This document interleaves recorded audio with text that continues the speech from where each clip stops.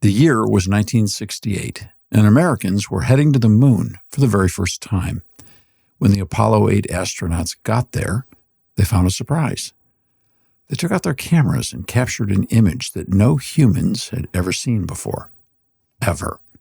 They filmed the Earth rising over the moon. That moment was so stunning, so beautiful and awe-inspiring that the entire nation was caught in the view.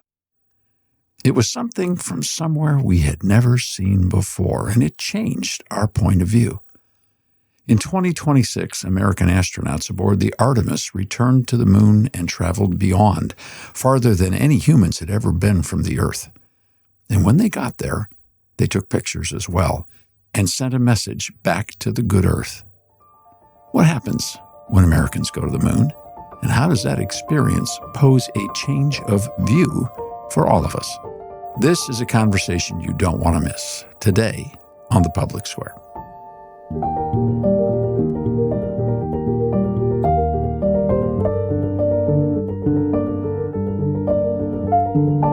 And welcome to The Public Square today. I'm Wayne Shepherd here with the team. Dave Zanotti, by the way, whose voice we just heard, is on assignment today and not here at the table with us. But we are going to have this conversation about going to the moon. So When Americans Go to the Moon is the title of our program today. With us is our producer, Alan C. Duncan. Jeff Sanders is here, Melanie Elsey, and Rob Wolgate. So let me start by asking this. I'm comfortable being the oldest person in the room most of the time, and that's true today as well. So I remember very well the Apollo program, but how about the rest of you? Jeff, you probably come closest, don't you? Well, I memorized the Apollo program. Yes, I remember when the Apollo 1 astronauts were killed in the fire on the launch pad. Mm-hmm. And I asked my father what happened, and he told me, and I was just absolutely horrified. And I memorized their names, and ever since, Ed White, Virgil Grissom, and Roger B. Chafee, I'll never forget them. And I watched every single Apollo launch, beginning with 8 and ending with 17, all the way to the splashdown for every last one of them. Yeah, and for many people, years later, it was the space shuttle explosion that they'll remember. So, Melanie, any memories of the Apollo program? You were pretty young. I was pretty young. They launched the Apollo 8 mission on December 21st, 1968, and that was my 8th birthday. So, wow. and my sister's 9th birthday. We share a birthday a year apart. Rob, I'm not even going to ask you. I know you weren't around, so why are you in this conversation? Yeah, Rob? no, I don't remember 1968. Just a pup. I don't remember 1968, but I will say, as this most recent mission, Artemis, which I know we're going to talk about, we were taxiing at Orlando International Airport, and it just so happened that Rachel and Rozzy and I were on a flight, and they were sitting on the side where you could look out the window and see, and the pilot came over as we were taxiing and said, "Everyone on the east side of the plane, look out the right window, and you will be able to see." And sure enough, Rachel and Rozzy got to see Artemis take off and follow it. And everyone's like looking around. And of course, we happen to be separated. I'm across the aisle from them, and I can't see it. So I didn't get to see it. But no, I don't remember 1968 either. Well, even after all these years, you would think we'd get more excited. But, the launch was shown, I think it was the New York Mets were playing a game, and I think they showed it on the big screen. And it hardly got a reaction from the crowd in the stadium there. So I found that very interesting. Okay, Alan C. Duncan, I guess we don't need to ask you where you were either when the Apollo program took place. No, this would be a field of historical study for me to look back at 1968. Now you're making us feel old. Oh, thanks, Alan. Well, no, hey, it's not easy to be the youngest guy in the room either. Nobody assumes you know anything. Yeah, so. You're just a kid. Yeah. But we did do a Christmas in America. Yes. On the year 1968. People can find that at thepublicsquare.com. So I guess my question to the table then, those who were there, what was 1968 like from a cultural perspective? I mean, I can read history books and listen to Christmas in America. How did going to the moon factor into the overall cultural climate at the time? It was a terrible year. It was. I was 6 years old, and I remember it like it was yesterday. I would watch Walter Cronkite in the evening news sitting in my father's lap, and we would watch the Vietnam War, and that was the Tet Offensive took place in February of '68. Even though America militarily won that, America kind of threw in the towel at that point. A lot of people said, this is done. And then you had, in April, you had Martin Luther King Jr. assassinated. Mm-hmm. And then, when was Bobby? Was that in July or June? I believe so, Jeff, yeah. Bobby Kennedy was assassinated right around in the late summer, right during, before the Democrat convention. And I remember just 6 years old, just being so worried, like, what is happening? Everything is so violent and bad all around me. And my parents and everybody I knew was very upset all the time. Yeah. Well, I was in high school, and 1968 I remember for two things. I remember the Apollo program, and I remember the Detroit Tigers winning the World Series. Oh, yeah. But I remember also what a turbulent year it was in Detroit, even though their baseball team was winning that year and went on to win the World Series. I mean, you had riots in Detroit. I lived not far from Detroit and remember the anxiety we all felt about the tanks in the streets there. And it was a very turbulent year. There's no question about it. Well, my memory isn't quite as in-depth as Jeff's. Even during most of 1968, I was 7 years old, not 6. But my childhood was very sheltered. I just was a kid. I was playing baseball or chasing grasshoppers or doing kid things. And my parents didn't let us get sucked into the news too much. Until we were older. I never did kid things. I was a political animal at age 6, just so everybody knows that. Of course you were. Yeah. I can picture that, Jeff, yes. Well, like I said earlier, 1968 was a time of great cultural turbulence in America. You had, all the hippies, and you had the SDS, which was the Students for a Democratic Society, and which were communists, and you had great fear in America, and then we had Apollo. And looking back on it, I will tell you it was therapeutic because that was a happy moment in my life. It captured my imagination, and wow, we're going to the moon. And I will tell you this. In my family, you had conservatives and you had liberals, and you had Democrats and you had Republicans, although I didn't know anything at all about any of that. All of us were proud of the astronauts. All Americans were proud of the Apollo moon mission, and look what America can do. It was a wonderful, proud moment in our nation's history. And I think the world was as proud as Americans were. It was a worldwide event. Yeah, people all over the world watched this. I mean, I think the Queen of England, Elizabeth II, she and her husband were just glued to their television set to watch this. And I mean, there were congratulations from all over, from Hong Kong to Argentina to Rome, Italy. But you think about the slingshot around the moon, or the orbiting of the moon. They did it multiple times, 8 or 10 times. They went around the moon. Yeah, and they filmed the Earth rising like we watched the moon rise. They watched the Earth rise, which was so dramatic. Has anybody ever seen the movie Apollo 10.5? No. No. It's on I'm not doing a commercial for the movie or anything, but it's a very interesting movie. It's supposed to take place in 1969. It's a Richard Linklater film. It's animated, but it's a really interesting. It just goes through a lot of these key moments in the late 60s. I've watched it with my kids. It's a good way to kind of get it's a fantasy, but it also has a lot of historical points about it as well. So it's like a kid, he kind of dreams that he's going to the moon. Yeah. The conceit is that they accidentally built the lunar module too small for an adult, so they have to send a kid. That's kind of it's a very funny historical fiction kind of a film. But another great resource if you want to get your kids up to speed on the history of all of these trips to the moon is to go to nasa.gov. They have the videos. They have original video shots. They have all types of resources for each of the mission trips. You'll see who the astronauts were, what role they played in their particular mission. it's just super educational.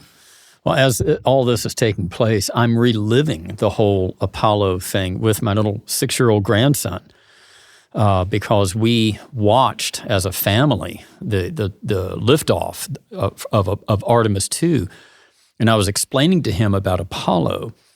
And then, 10 days later, they came back and splashed down. And I asked him, I said, did you watch the astronauts come back from outer space?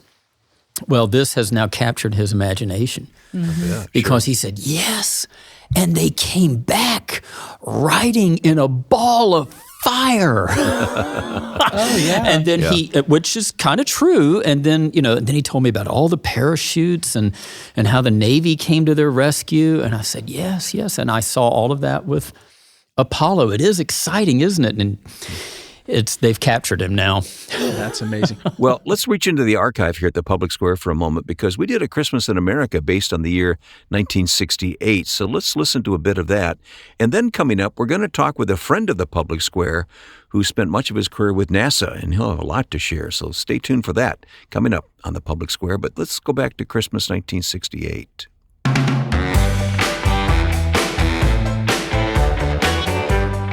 1968, there was a single television news special that was viewed by more people worldwide than any TV program in history. In all of history. In all of history. Worldwide. It was a very unusual Christmas special from a very remote location. You can imagine what I'm talking about. It featured, again, 3 pioneers who were on a mission to win the race to the moon. American astronauts Frank Borman, Jim Lovell, Bill Anders of the Apollo 8 crew were the first men to orbit the moon and return safely to Earth. It was Christmas Eve, 1968, that NASA turned the cameras on and the astronauts showed the world how the Earth looked rising over the moon. No one had ever seen the world from that point of view. The crew's greatest challenge in the broadcast was the audio. They had no script. The only instruction given by NASA was, say something appropriate.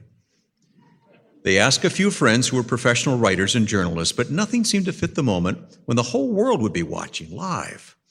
Finally, the wife of a friend, also a writer, who had been a member of the French resistance in World War II, made a suggestion. Start at the beginning, she told the Apollo crew, and they did.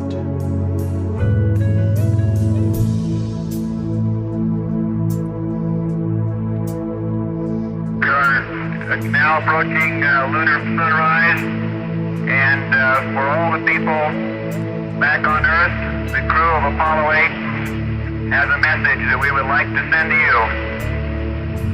In the beginning, God created the heaven and the earth, and the earth was without form and void, and darkness was upon the face of the deep.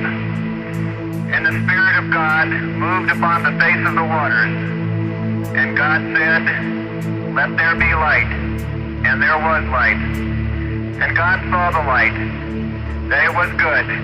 And God divided the light from the darkness. And God called the light day, and the darkness he called night. And the evening and the morning were the first day. And God said, let there be a firmament in the midst of the waters. Let it divide the waters from the waters. And God made the firmament, and divided the waters which were under the firmament from the waters which were above the firmament. And it was so. And God called the firmament heaven, and the evening and the morning was the second day.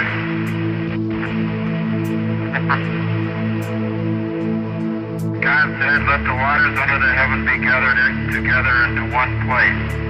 And let the dry land appear, and it was so. And God called the dry land earth, and the gathering together of the waters called he seas. And God saw that it was good.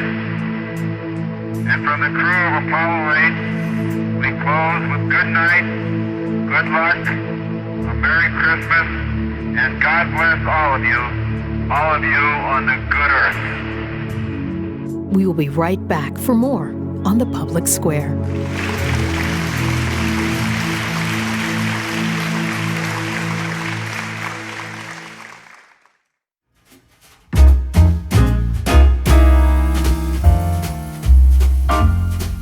Well, that was a fun start to the program today as we all sat around and talked about the Apollo program. But let's bring it up to date now here on the Public Square today. I'm Wayne Shepard here, sitting here with Rob Walgate and our producer, Alan C. Duncan. And a guest has joined us, Rob.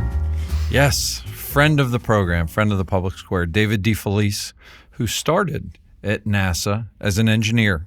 Yes, I did. And retired from NASA as the Chief Deputy of Communications. Is that correct? Close, yep. Close, Yep. close. Deputy Chief of in our Office of Communications, just up the road at NASA Glenn Research Center in Cleveland, Ohio. Well, thank you for taking the time to join us today on the Public Square. When we were kicking the outline around for what we were going to discuss, I texted Alan and Dave and I said, we have to reach out to David DeFelice, and see if we can get him in studio to share some of his experiences, as well as give us the thoughts on what just happened with Artemis.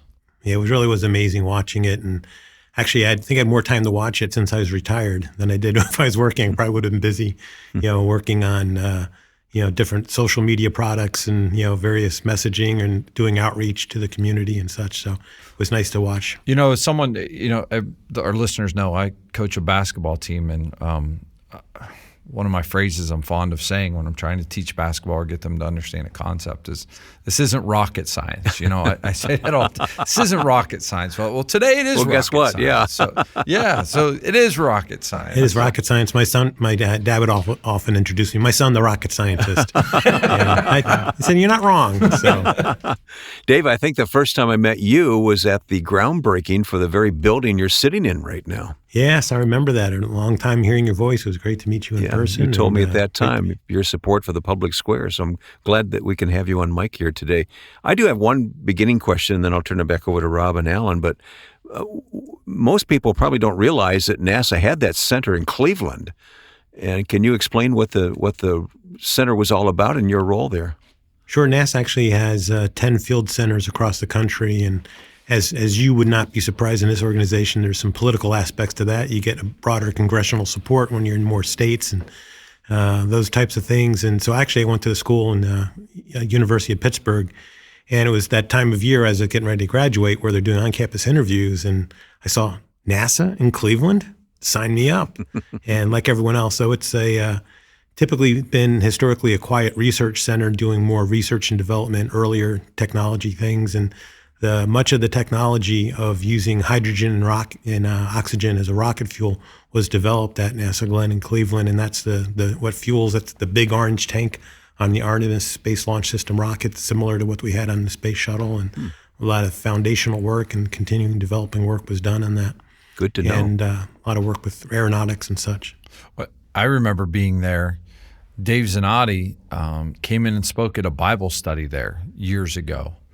And after that, we got a kind of a little behind-the-scenes tour, and I was blown away at what was happening there and what we were able to see. Yeah, it really is, and it's. I mean, in the context where I think we're going to talk today, is there are a lot of believers at NASA, and I was a leader of a prayer group that we had there, and there's a few other Bible studies and such, and quite a few listeners to the Public Square.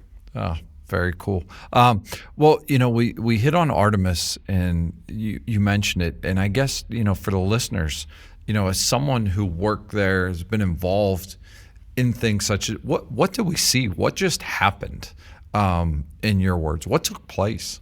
Well, in some ways, it's almost like your trip back in your DeLorean, going back to the moon and such that way. For all the people who's like, I wish I could have seen, Apollo missions and all that. It was great to kind of to go back there and to see. So after a 50-plus year hiatus of traveling to the moon, NASA sent a crew of 4 around the moon and back. A mission that ended up being very similar to what happened in Apollo 13. Of course, Apollo 13, they didn't get to do their planned mission, which was landing on the moon, but they did this same kind of trajectory where they went out and around the moon and back, what they call a free return trajectory that ensures the Earth, the moon's gravitational pull will kind of slingshot the spacecraft back. But this trajectory went out further beyond, about 4,000 miles further than the Apollo 13 cruise. So it was a big historic, kind of landmark that way. So this crew's gone further than any humans have before, and got to see things that had never been seen before by human eyes. You know, I noticed when they were heading out to the launch site, as I was watching it, I happened to be in Florida the day that they were scheduled to launch, and I noticed the astronauts, before they got in the van to take them to the launch site, they were very distant from everyone. There was no more hugging, there was no more touching, there was no more. I just felt like, hey, they were, and I noticed people had met, and I'm guessing that was just precautionary measures. It's always been for spaceflight quarantine rules, for anything, in terms of making sure you don't want a crew member to get sick. If you remember the movie Apollo 13, there's the whole thing with the measles exposure, and they had to swap out a crew member because of the measles exposure. And so you don't want those types of things to happen, even, stomach bugs, all the things you get from, some of these astronauts young enough to have kids at home and, the little germ factories that they are. So they spend about a week, and what they usually do is usually the night before, they'll meet their families kind of at a distance outdoors across the fence that way, so they can see them and talk to them a little bit, but definitely quarantined. Well, speaking of germ factories, wasn't one of the initial problems that they had on this space flight was that the toilet broke? I don't know if you can talk about that at all. So it was more of a clogged pipe type of issue. They were the commander agreed wise and was quick to say how excellent the toilet was, great design, new design from what they use on the shuttle, but what you're doing is when you quote unquote flush, it's going out, the liquid's going out to space. And when you drop pressure on it, it's going to frost up on you and it could clog, and they're having problems. So they had to look at some heating elements in terms of, how they keep it warm and not, have it frozen up. And actually they made a point of actually pointing a camera outside one of the windows when they did the flush, and you get a snowflake, yellow snow. Don't eat yellow snow. First world problem. Yeah, well, it is amazing. It's such this high tech historic event, and it comes down to plumbing issues. Even in space. Yeah, that's amazing. It's also a reminder that this is a human adventure from that perspective, and everything from your eating, your sleeping, and other bodily functions all have to be accommodated in a proper way. Well, you mentioned this is a human endeavor. Why do you think it is important, David, that this is a human endeavor? And we could send robots or probes or cameras or telescopes. We don't have to send humans. Why is that important, do you think? I think that the biggest answer to that to me is if you look at all the media attention, the live coverage of this launch compared to the Artemis 1 mission, which had no crew on it. It was just the same rocket, the same capsule. It wasn't like live. Every network was covering the launch. Every network was covering the splashdown. And, on the nightly news, it was, one of the lead stories every night that way. It's a human endeavor, and they really do a good job of taking us along with them. And now that we have all this social media, you're not just waiting for Walter Cronkite, at 6:30 to tell you, this is what happened, and limited pictures. We're getting all these pictures and all these things, but we're actually getting the interpretation and the emotional experience, and we're along the ride with them. So, and I think we heard that because we've seen pictures from other missions, from the first Artemis mission, but when pilot Victor Glover was asked about it, he got to put in his words what he was seeing, and he was asked by CBS News if he had a message that he wanted to relay, and he did relay that message, and I believe that played on Easter Sunday. I don't have anything prepared. I'm glad you brought that up, though. I think these observances are important, and as we are so far from Earth and looking back at, the beauty of creation, I think for me, one of the really important personal perspectives that I have up here is I can really see Earth as one thing. And, when I read the Bible and I look at all of the amazing things that were done for us who were created, it's you have this amazing place, this spaceship. You guys are talking to us because we're in a spaceship really far from Earth, but you're on a spaceship called Earth that was created to give us a place to live in the universe, in the cosmos. I think maybe the distance we are from you makes you think what we're doing is special, but we're the same distance from you, and I'm trying to tell you, just trust me, you are special. In all of this emptiness, this is a whole bunch of nothing, this thing we call the universe. You have this oasis, this beautiful place that we get to exist together.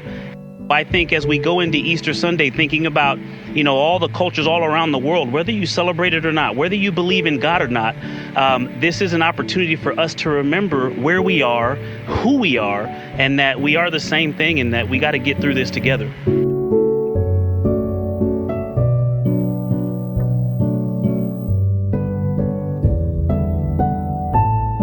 It was interesting. The Apollo 8 mission happened over Christmas, and this was over Easter, and just the way the timing worked out for the mission planning and all. But it was a very good reflection, that personal nature of what we were talking about, why humans are aboard, and certainly very inspirational. Well, this is a rare opportunity to have David DeFelice is our guest here and learn on sort of the inside story of some of these things. So we'll continue in a moment on the Public Square. You can always re-listen to this program or catch up on what you may have missed so far at thepublicsquare.com. We'll be back.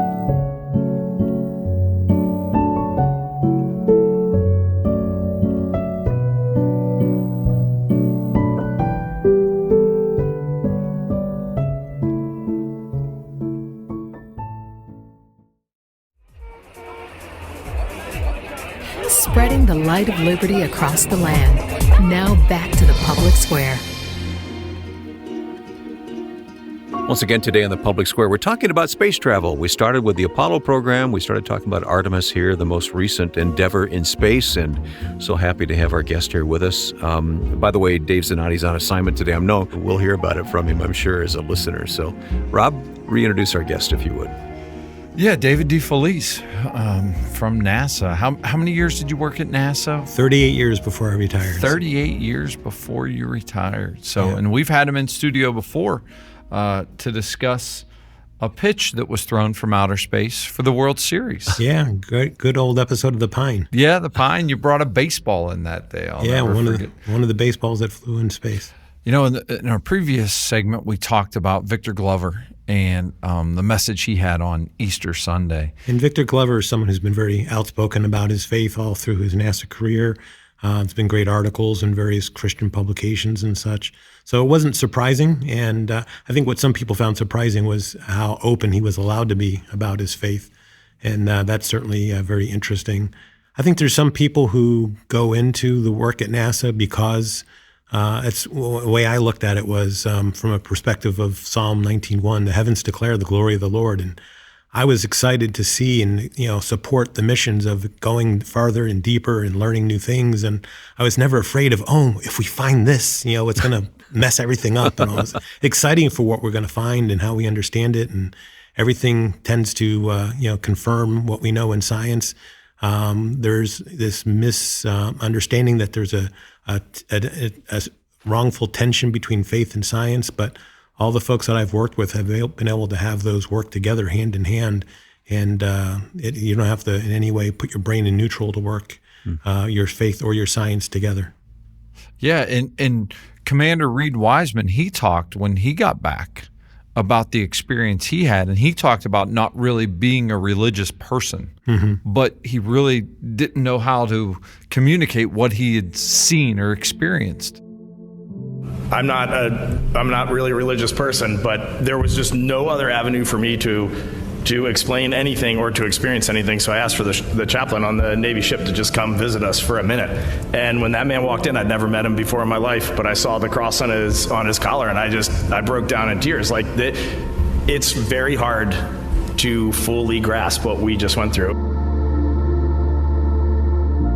Yeah, there's several things astronauts experience, and one of them is called the overview effect, where you see the Earth, even if you're only in a low Earth orbit, but more the further out you are, and you can see the whole Earth, everyone every human being other than the crewmates you're with, in one window. It's kind of really emotionally moving, and there's no borders, there's no politics or anything that way. It's not like looking at a map.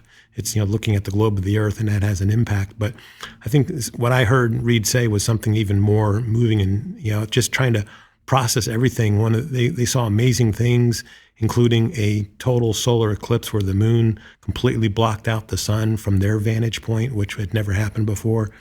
And there's a quote unquote religious experience associated with it. You can't experience something like that without it having some impact and moving on you. And I think that goes back to what we talked about before, the human effect.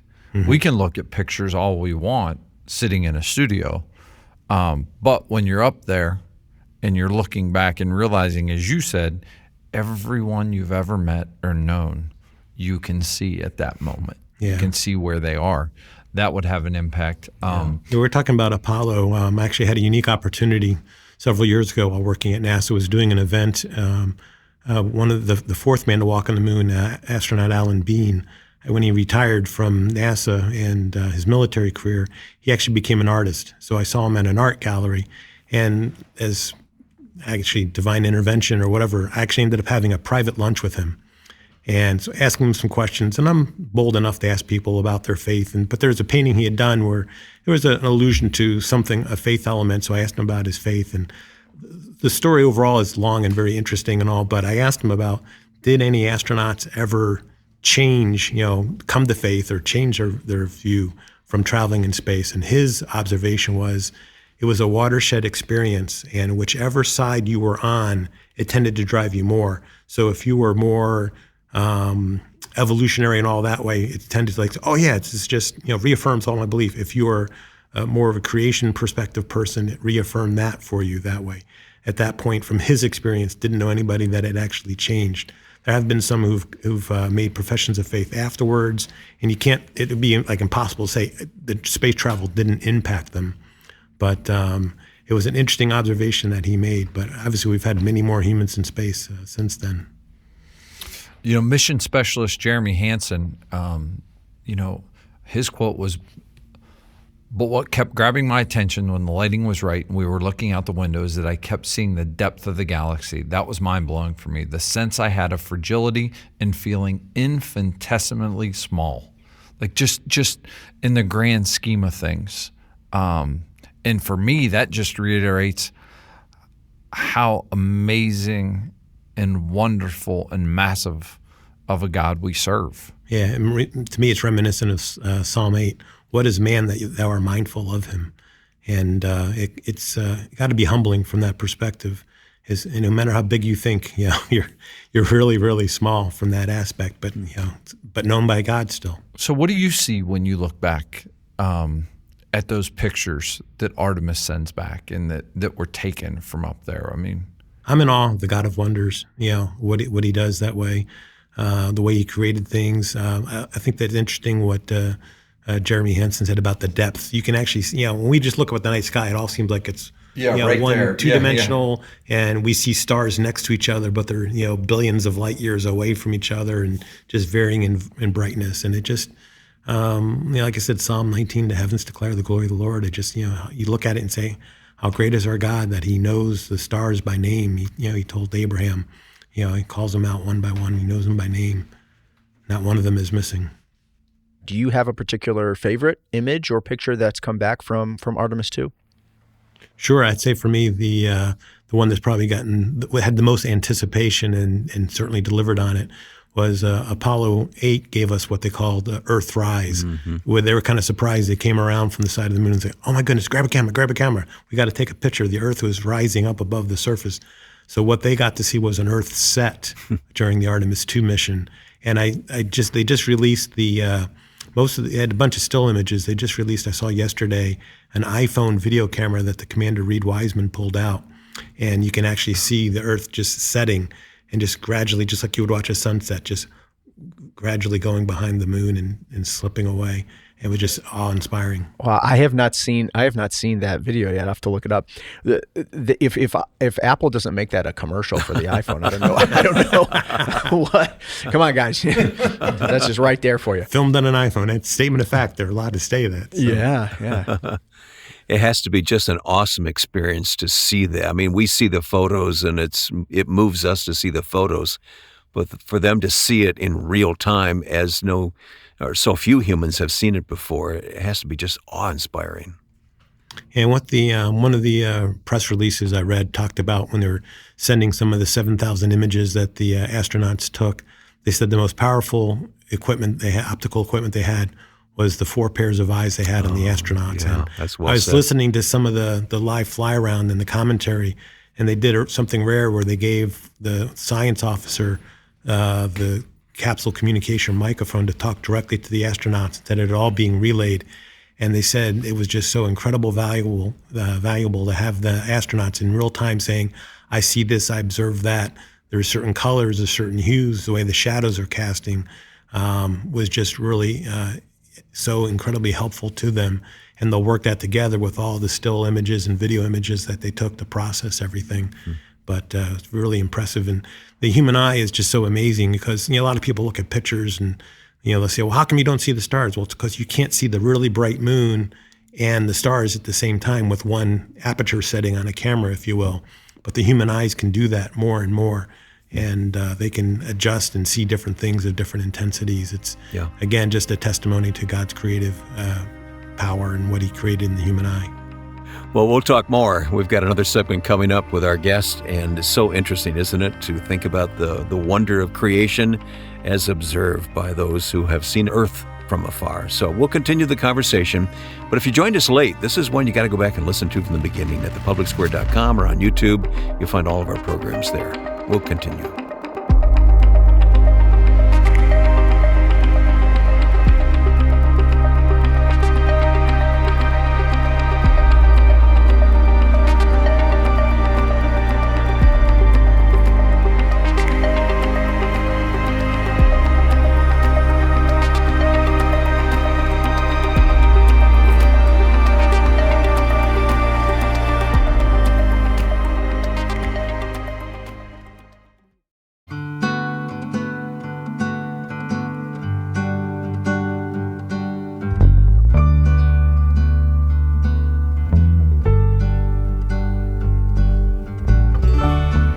We talked about Victor Glover. We talked about Easter message he gave for everyone. But there was a Newsweek article that came out that kind of said there were some Americans as well as people around the world that were a little bit shocked that we were viewing it through such a religious lens, that was the discussion and the talk. Because this was a NASA mission, but this was being watched by people all over the world about what was taking place and what was happening. So did that surprise you in any way?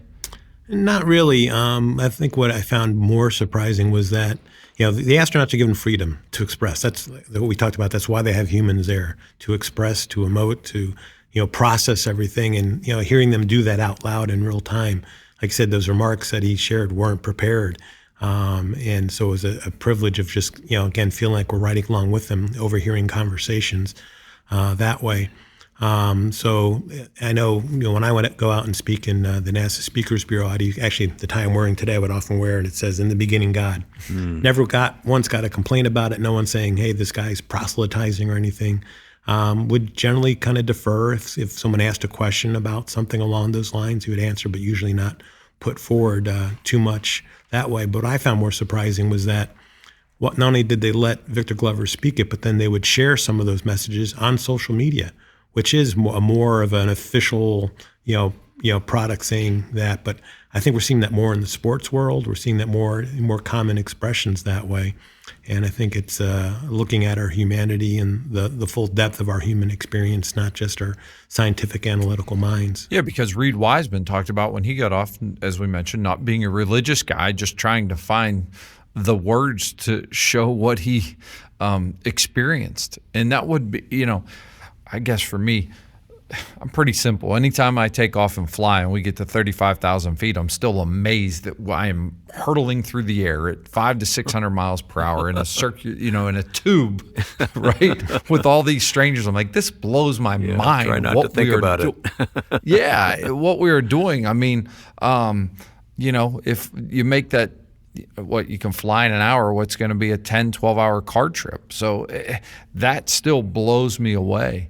It still impresses me every time. And I still pray every time we fly that it all works. Yes. Yeah, that's the other thing. I think that for me, watching this mission was knowing they're going further than any man had gone before, but also the return, like watching them return, especially someone who, I think I was in third grade third, fourth grade. I remember being at East Elementary in 1986 for Challenger. Mm-hmm. I remember them having the TVs on for the kids, and then I remember them turning them off. And we didn't realize what happened when it happened until we saw teachers crying. So watching, and I know that was on the launch or the takeoff, but watching them Artemis return, the way they were returning was pretty Yeah, and then it grabbed you because that's real life. That's not a movie. Yeah, and then for the splashdown, they had the communications blackout where there's no way to get the signals through all the hot plasma going through that. That's always been suspenseful, and for those who've seen the Apollo 13 movie, that was very suspenseful. Because similarly, there was concern that the heat shield may have been damaged, and they had some issues with the Orion heat shield on Artemis 1, and so they had to change the profile in which they came in so they didn't go through the atmosphere quite so much. So there was a little bit of tension and drama there, but it performed really well. They made the adjustments. They had all the data, and so there's still drama, but there's very little drama when there's no humans on board. And again, that's just where it all comes together. There's people you care about. If you've been following the mission closely, you come to know. Those are families and represented, moms and dads, and husbands, wives. So, Dave, through the years, through the decades now, there's been debate about how much money is spent on NASA, so on, versus the return, if you will. What are some of your thoughts about that? The money that we spend to explore space. That's always been, a debate, and I think with comparing back to Apollo, the budget was about 4% of it. I'm not sure if it was the total budget or the discretionary budget, but basically we're talking about 4% NASA was given to go to the moon and put a man on the moon, return him safely by the end of the decade, as President John F. Kennedy said that way. Now NASA is below 1%. Is that right? Wow. Yeah, consistently, the return on various studies that have been commissioned, return is almost a factor of 7 to 1 on the dollar spent get boosted back in the economy. And one of the messages overall is this is not putting money on a rocket and sending it out into space. This is jobs. This is building the rockets, building all the activities. This is everyone in mission control. There's probably 10,000 people working over the course of years to build the rockets, do all the training, and do everything that way. From all 10 field centers, from NASA probably, had some form of contribution that way. So this is not, just burning money on a rocket and sending it into space.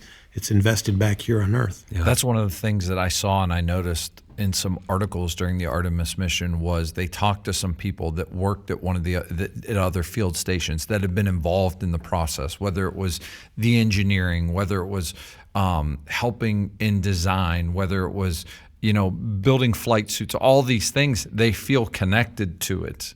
They'd Absolutely. never met any of the folks going into space personally, but that was part of their mission as well. So I thought it was a great thing to tie people together, and it brings the country together.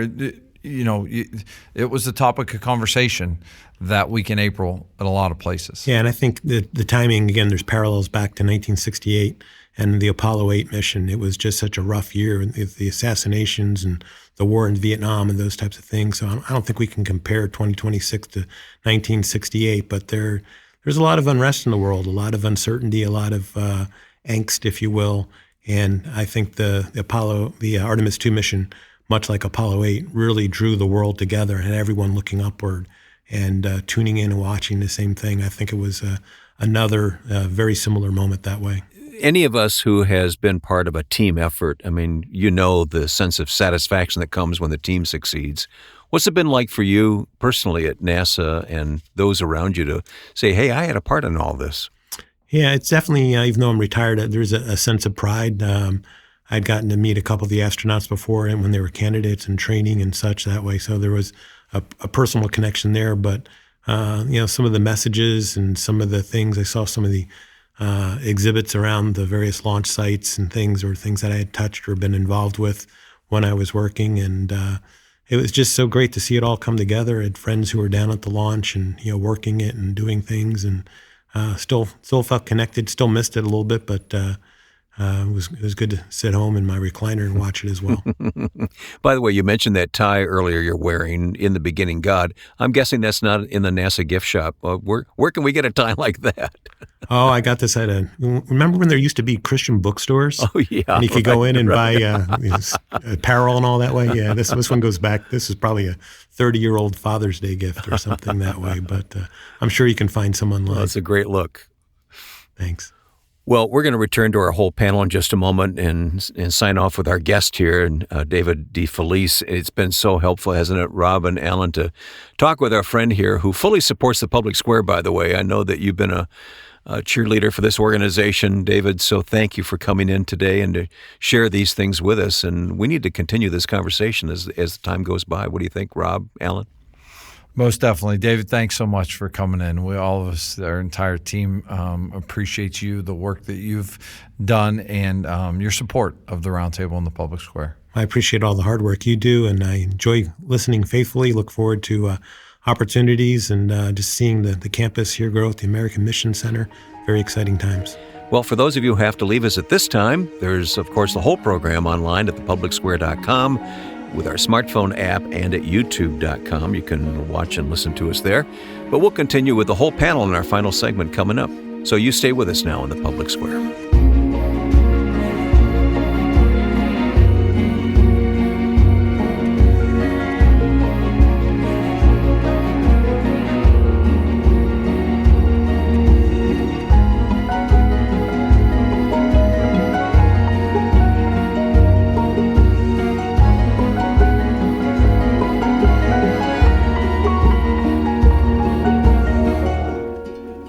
We will be right back for more on the Public Square.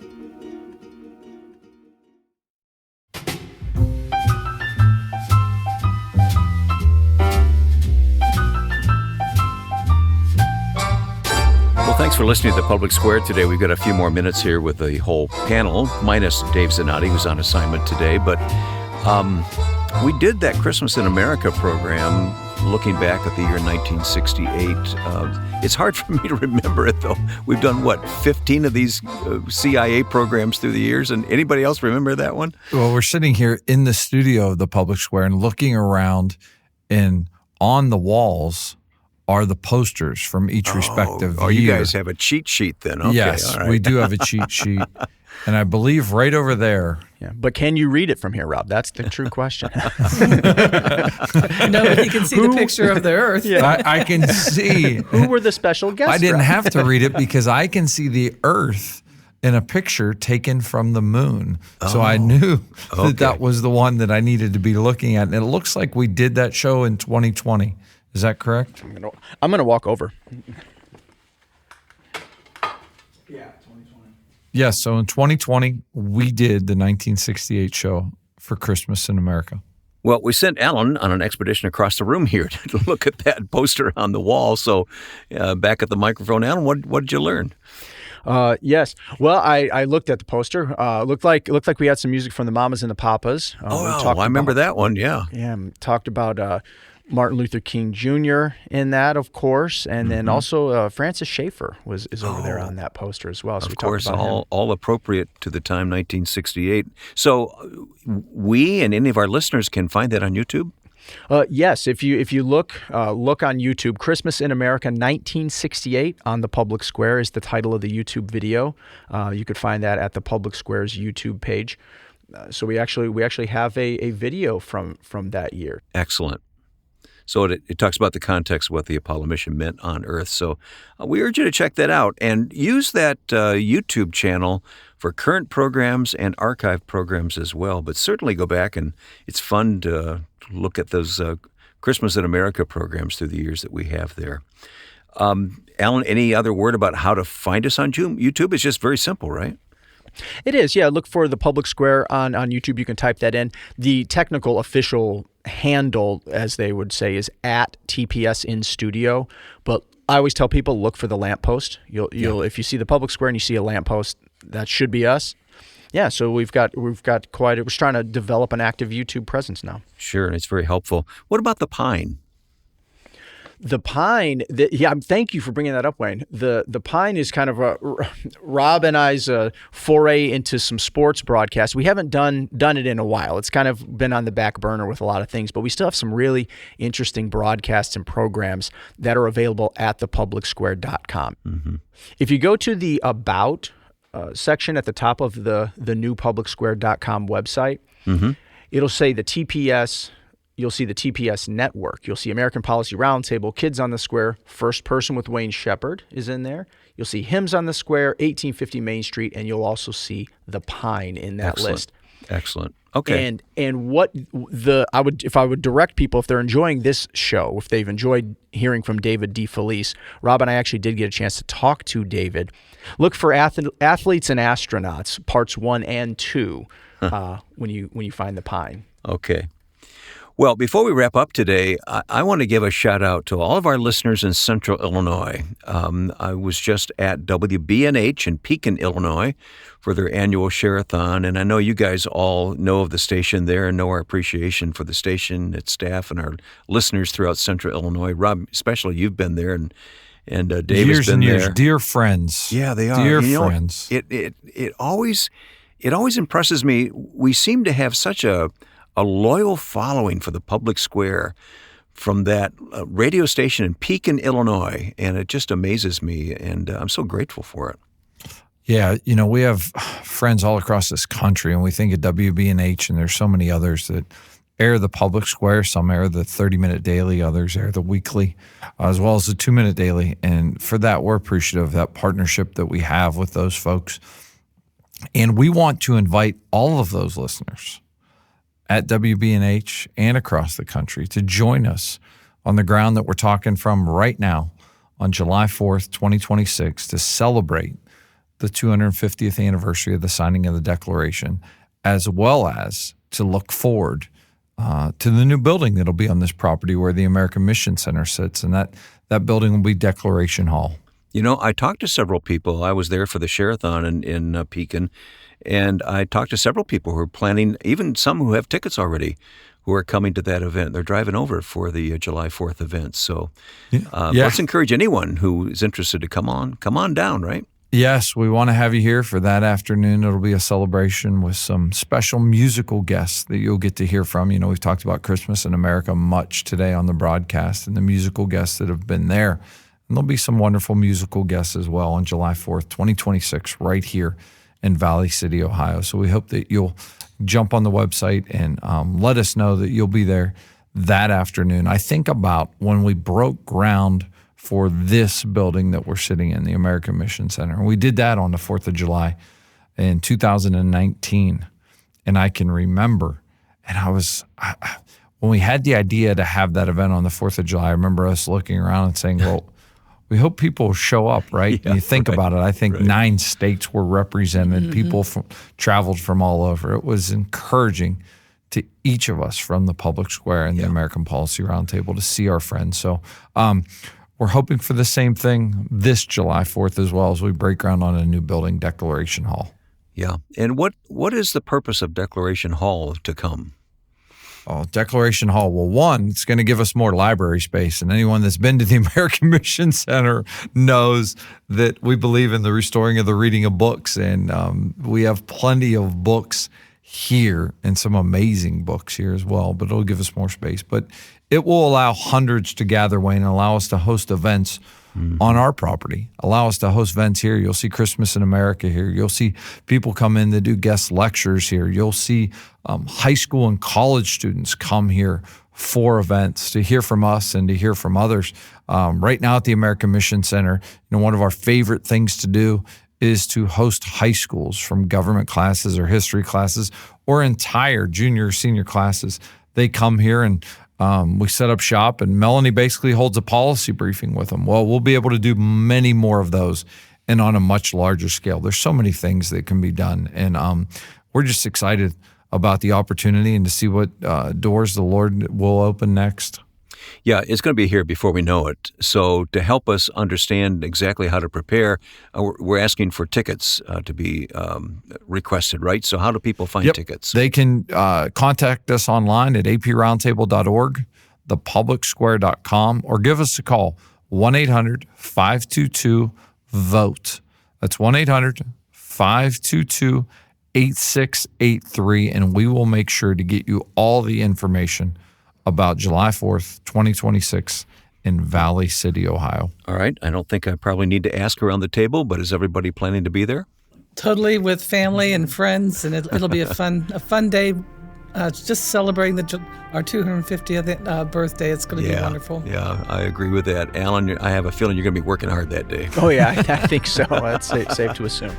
All right. Well, thanks for this special program here today. Sorry Dave couldn't be with us as he's out on assignment, but it's been fun to have the team together here and to hear from our guest as well. So thanks for listening to The Public Square. As always, thanks for your support of the American Policy Roundtable. We'll see you next time.